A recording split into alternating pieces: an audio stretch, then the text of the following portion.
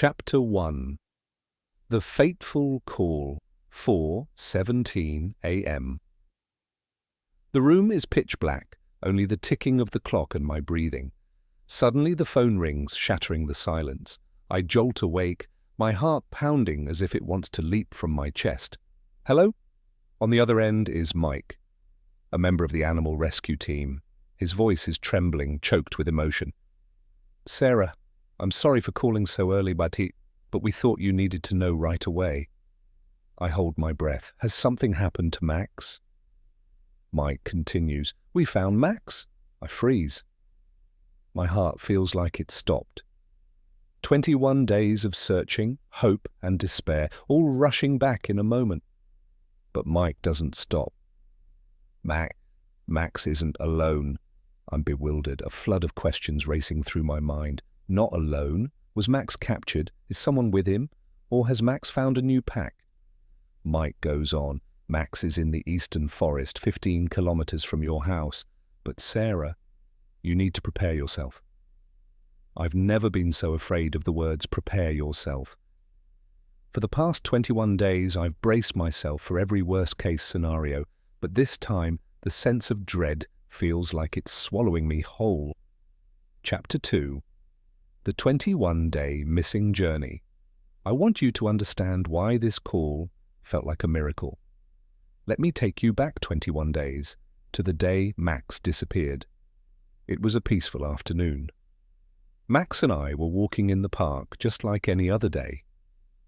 Max was such a good dog, always right by my side, never straying far. But that day, Max suddenly stopped, ears perked, eyes fixed on a thick bush.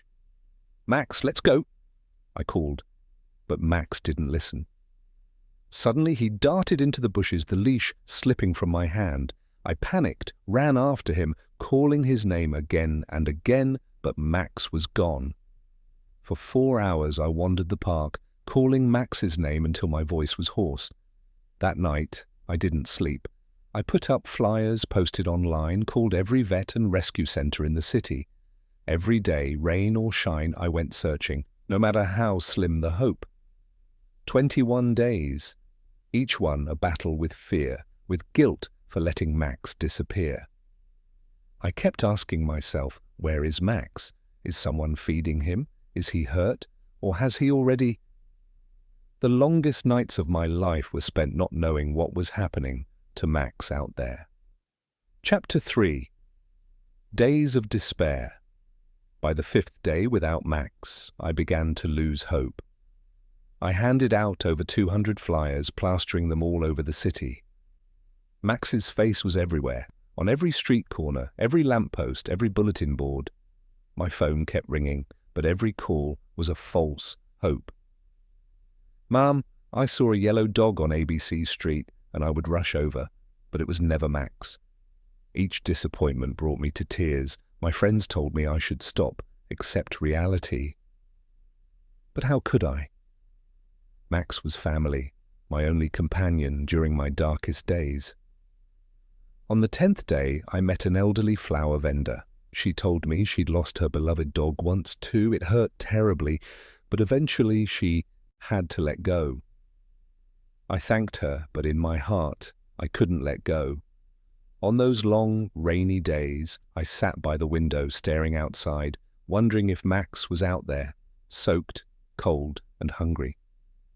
I blame myself. If only I'd held the leash tighter, Max wouldn't have disappeared. By the 20th day, I had nearly lost all hope. But every morning, I still woke up early to look for Max.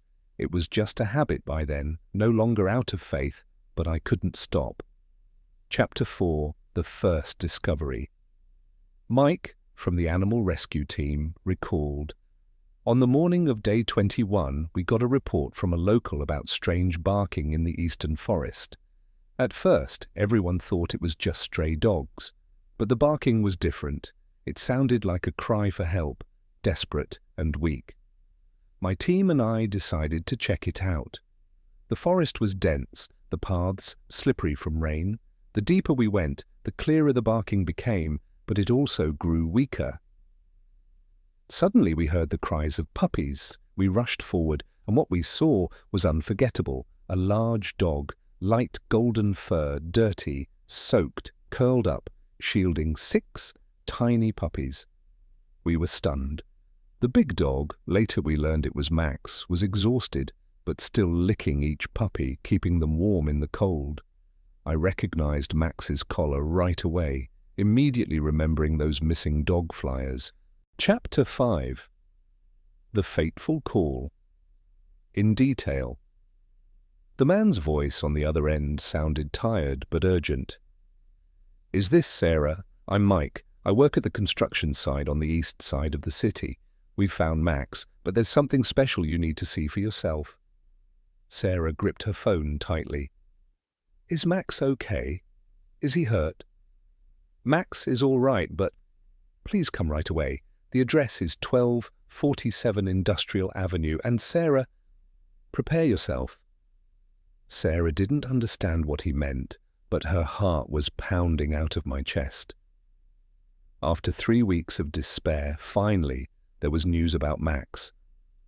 Phone calls at 4 a.m. rarely bring good news, but for Sarah, it was the only glimmer of hope in a long, dark night. Chapter 6. Racing to the construction site.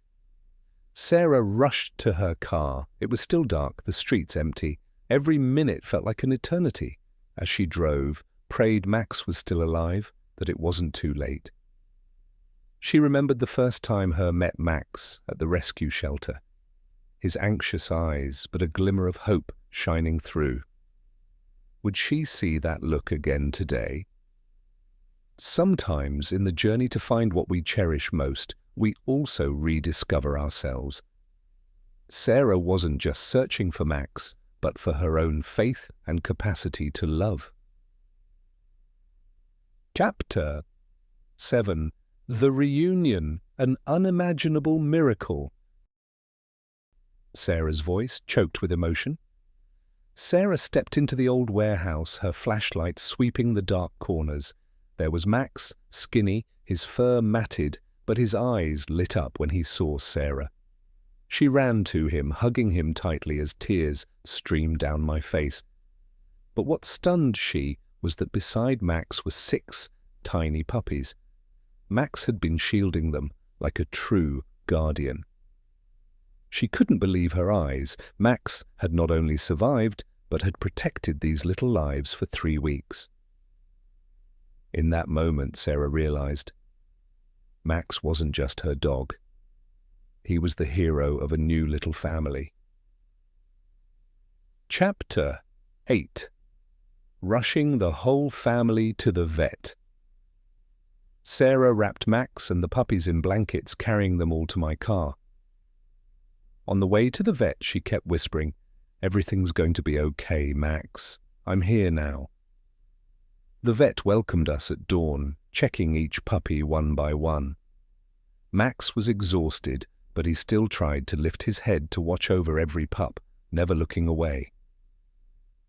Sometimes love is the only miracle we need to survive the impossible. Chapter 9.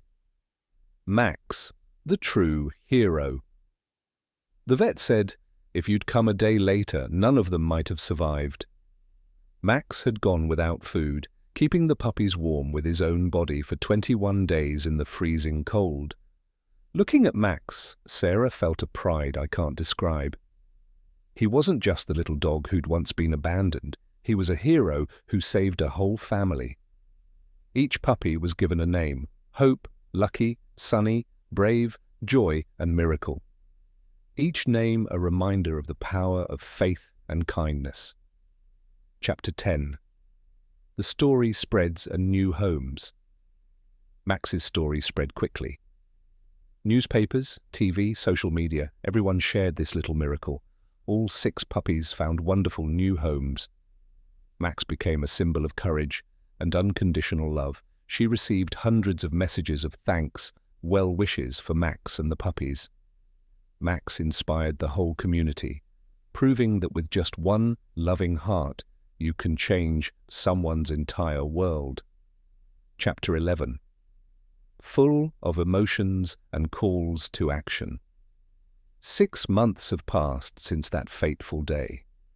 Max has now become the soul of the house, and the 6 little puppies, Bella, Rocky, Luna, Charlie, Daisy and Milo, have all found their own homes where they are loved, cared for, and grow up happily. I never thought that a desperate journey could end with such a great miracle. Max not only returned, he also brought hope and new beginnings for the other 6 little creatures. Looking at Max lying dozing on the porch, I understood that. Family is not just blood, but a place where kindred spirits find each other, overcome loss, heal, and grow together. If Max's story touched your heart, please subscribe to help us share more rescue journeys. Drop a heart in the comments if you believe in miracles. There are still millions of dogs out there desperately waiting for their own miracle,